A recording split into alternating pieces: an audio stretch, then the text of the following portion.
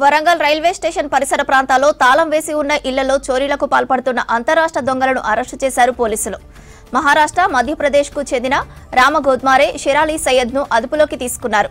వారి నుంచి 8 లక్షల విలువైన 9 తులాల బంగారం స్వాధీనం చేసుకున్నట్టు తెలిపారు ఏసీపీ నందిరామ్ నాయక్.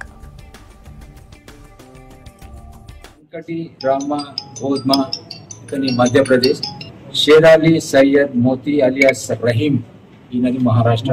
వీళ్ళపైన గతంలో చాలా నేరాలు ఉన్నాయి.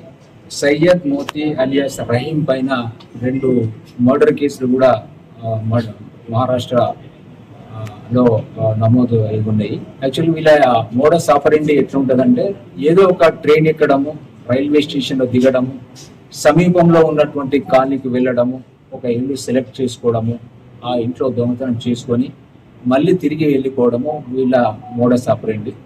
అదే రకంగా వీళ్ళిద్దరు కలిసి ట్రైన్లో వరంగల్ రైల్వే స్టేషన్కి వచ్చి 11వ తారీఖు మేన రైల్వే స్టేషన్లో దిగిన తర్వాత వాళ్ళు నడుచుకుంటూ మన బ్యాంక్ కాలనీకి వచ్చి ఈ బయ్యస్వామి గారి ఇంటిని సెలెక్ట్ చేసుకొని వాళ్ళ ఇంట్లో ఎవరు లేనిది చూసి తాళాలు పగలగొట్టి ఇంట్లోకి దూరి ఉన్నటువంటి 10 తులాల బంగారాన్ని ఎత్తుకొని పోవడం జరిగింది. సో దానిపైన మా inspector and Naveen SI team work out చేసి వీళ్ళను ఇద్దరిని కూడా గుర్తించడం జరిగింది. వీళ్ళను చాలా ఎఫర్ట్స్ తోని మరి వీళ్ళ ఇద్దరిని ఈరోజు అరెస్ట్ చేయడం జరిగింది.